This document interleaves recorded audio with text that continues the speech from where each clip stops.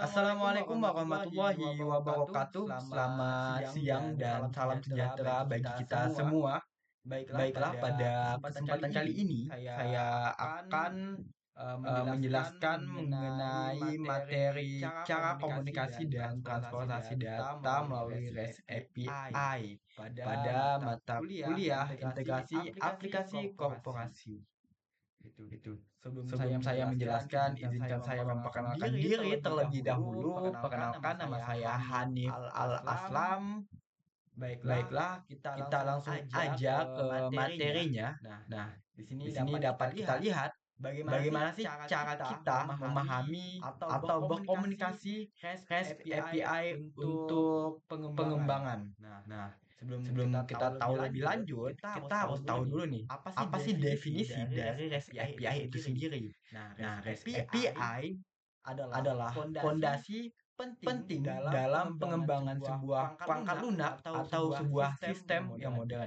Nah, presentasi pada kali ini kita bakal membahas konsep dasar komunikasi, komunikasi REST API, transportasi data, dan keunggulannya. Oke, langsung aja kita mulai, guys. Nah, di sini dapat kita lihat apa aja sih prinsip dasar dari komunikasi REST API. Nah, tadi sudah saya jelaskan sedikit. Nah, REST API itu merupakan metode komunikasi antara aplikasi yang menggunakan prinsip-prinsip arsitektur REST. Nah, REST ini bukanlah protokol seperti SOAP, melainkan gaya arsitektur yang memanfaatkan protokol HTTP sebagai media komunikasinya. Nah, di sini terdapat tiga prinsip.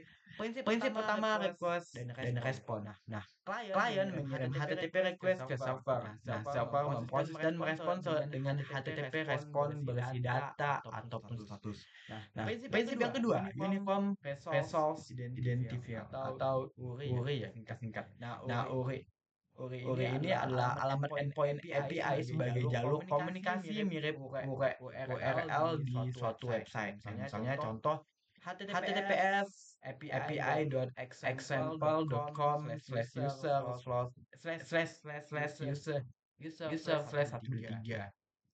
Lalu prinsip yang ketiga, metode HTTP standar. Nah, metode HTTP standar ini ada beberapa bagian nih yang biasanya kita kenal. Ada get ini ngambil data, terus post mengirim data, word itu memperbarui data, dan delete itu menghapus sebuah data.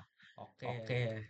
Nah, selanjutnya, transportasi data, fondasi komunikasi REST. Nah, di dalam REST itu sendiri, transportasi data mengandalkan HTTP, teman-teman. Nah, data dikirim dan diterima melalui payload dalam request dan respon. Nah, di sini ada tiga, biasanya kita pakai JSON atau JavaScript Object Notation. Nah, ini paling populer karena ringan, mudah dibaca, dan kompatibel lintas bahasa. Nah, terus yang kedua ini familiar juga bagi kita ya, teman-teman, XML atau Extensible Markup Language. Nah, meskipun mulai ditinggalkan ya seiring berjalannya waktu, XML ini mulai ditinggalkan karena lebih kompleks. Nah, terus yang terakhir ini yang paling kita kenal juga, yaitu plain text. Nah, di mana ini biasanya kita gunakan untuk sebuah kode dalam data yang sederhana. Kurang lebih gitu, teman-teman. Terus selanjutnya itu contoh komunikasi berbasis JSON.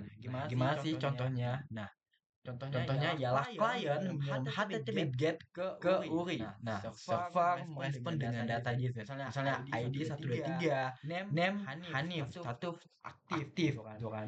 Nah, respon menyertakan HTTP status kode. Biasanya 200, kalau kodenya 200 itu berhasil, 201 itu postnya berhasil, 404 biasanya kita error atau not found atau resource tidak ditemukan, terus 500 internal server error atau kesalahan server.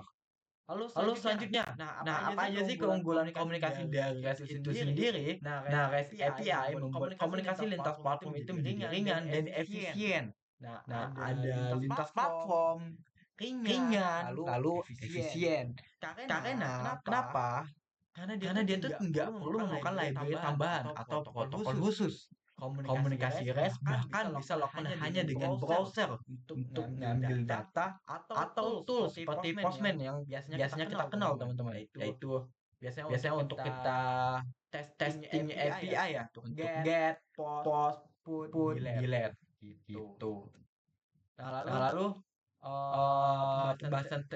kunci skalabilitas REST. Nah, REST ini mendukung konsep stateless atau kunci skalabilitas REST, di mana setiap permintaan menyertakan semua informasi yang dibutuhkan server untuk memprosesnya. Di sini ada tiga. Pertama, dia tuh nggak menyimpan status. Nah, server tidak perlu menyimpan status dari permintaan sebelumnya karena udah meningkatkan skalabilitas dan reliabilitas sistemnya. Lalu yang kedua itu ada skalabilitas. Nah, di mana ini meningkatkan skalabilitas karena setiap permintaan itu sifatnya independen. Lalu yang terakhir reliabilitas, yaitu mempermudah penanganan kesalahan dalam proses pemulihan. Lalu apa sih yang membedakan REST dengan SOAP gitu kan? Tadi kan udah kita jelaskan juga di awal, udah kita singgung tentang SOAP. Nah, apa sih yang membandingkan REST dengan SOAP itu sendiri, teman-teman?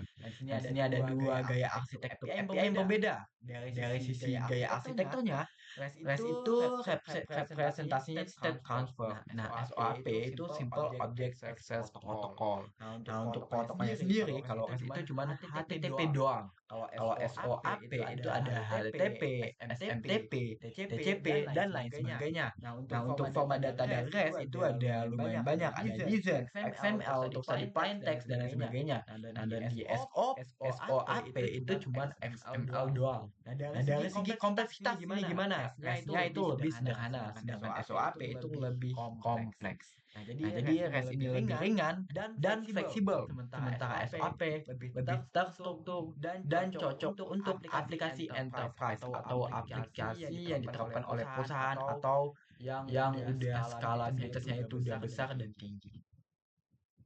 Nah, gimana sih tools apa aja sih untuk menguji REST API gitu kan? Pasti kan teman-teman udah pada tahu juga tools yang biasa kita gunakan. Yang pertama itu Postman.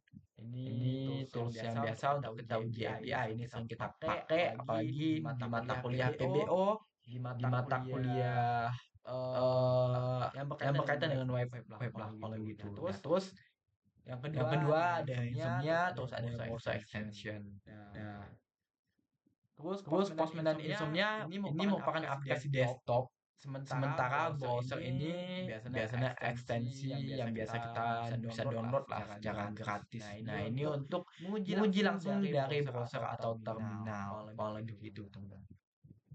Nah, jadi kesimpulannya, REST API merupakan metode komunikasi yang kuat dan fleksibel untuk aplikasi modern atau aplikasi-aplikasi yang diterapkan untuk zaman-zaman sekarang, yang memiliki berbagai kebutuhan, berbagai fitur, dan berbagai penyesuaian yang ada.